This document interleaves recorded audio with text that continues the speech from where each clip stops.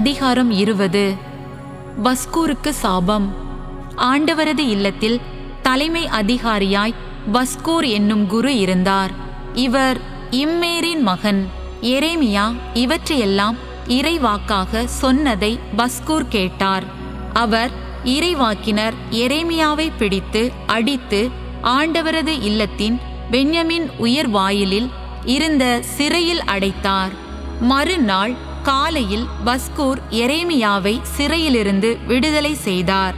அப்போது எரேமியா கூறியது, ஆண்டவர் உம்மை பஸ்கூர் என்று அழைக்கவில்லை, மாறாக மாக்கூர் மிசாபீபு என்றே அழைத்துள்ளார். ஏனெனில் ஆண்டவர் கூறுவது இதுவே, இதோ உனக்கும் உன் நண்பர்களுக்கும் பேரச்சம் உண்டாக நீயே காரணமாவாய். உன் கண் முன்னாலேயே அவர்கள் பகைவர்களின் வாளால் மடிவார்கள். யூதா முழுவதையும் பாபிலோனிய மன்னனிடம் கையளிப்பேன்.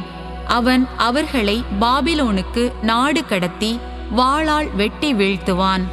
இந்நகரின் செல்வங்களையும் உழைப்பின் பயன் அனைத்தையும் விலையுயர்ந்த பொருட்கள் யாவற்றையும் யூதா அரசர்களின் கருவூலங்களையும் அவர்களுடைய பகைவர்களிடம் விட்டுவிடுவேன்.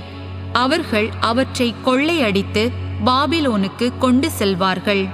பஸ்கூர், நீயும் உன் வீட்டில் வாழும் அனைவரும் சிறைப்படுத்தப்படுவீர்கள்.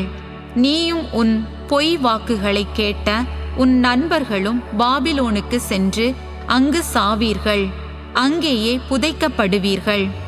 எரேமியாவின் முறைப்பாடு. ஆண்டவரே, நீர் என்னை மயக்கிவிட்டீர், நானும் மயங்கி போனேன்.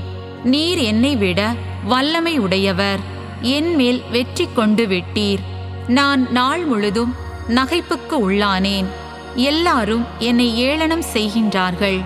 நான் பேசும் போதெல்லாம் வன்முறை, அழிவு என்றே கத்த வேண்டியுள்ளது. ஆண்டவரின் வாக்கு நாள் முழுதும் என்னை நகைப்புக்கும் பழி சொல்லுக்கும் உள்ளாக்கியது. அவரது பெயரை சொல்ல மாட்டேன், அவரது பெயரால் இனி பேச மாட்டேன் என்றேன். ஆயினும் சொல் பற்றி எரியும் தீயைப் போல் என் இதயத்தில் இருக்கின்றது. அது என் எலும்புகளுக்குள் அடைப்பட்டு கிடக்கின்றது. அதனை அடக்கி வைத்து சோர்ந்து போனேன். இனி என்னால் பொறுத்து கொள்ள முடியாது.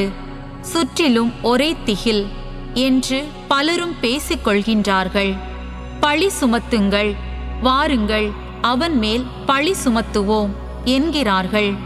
என் நண்பர்கள் கூட என் வீழ்ச்சிக்காக காத்திருக்கின்றார்கள்.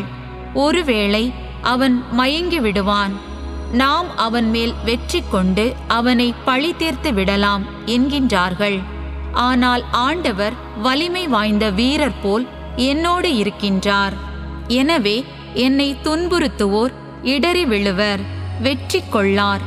அவர்கள் விவேகத்தோடு செயல்படவில்லை, எனவே வெட்கமுறுவார்கள். அவர்களின் அவமானம் என்றும் நிலைத்திருக்கும், அது மறக்கப்படாது. படைகளின் ஆண்டவரே, நீர் நேர்மையாளரை சோதித்தறிபவர், உள்ளுணர்வுகளையும் இதய சிந்தனைகளையும் காண்பவர். என் எதிரிகளை நீர் பழி வாங்குவதை நான் காண வேண்டும். ஏனெனில் என் வழக்கை உம்மிடம் எடுத்துரைத்துள்ளேன். ஆண்டவருக்கு புகழ் பாடுங்கள், அவரை புகழ்ந்தேத்துங்கள். ஏனெனில் அவர் வறியோரின் உயிரை தீயோரின் பிடியினின்று விடுவித்தார்.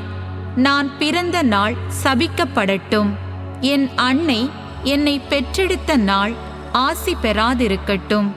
உனக்கோர் ஆண் குழந்தை பிறந்துள்ளது என்ற செய்தியை என் தந்தையிடம் சொல்லி அவரை மகிழ்ச்சி வெள்ளத்தில் ஆழ்த்திய அந்த மனிதன் சபிக்கப்படுக. இரக்கமின்றி ஆண்டவர் வீழ்த்திய நகர்களுக்கு அவர் ஒப்பாகட்டும்.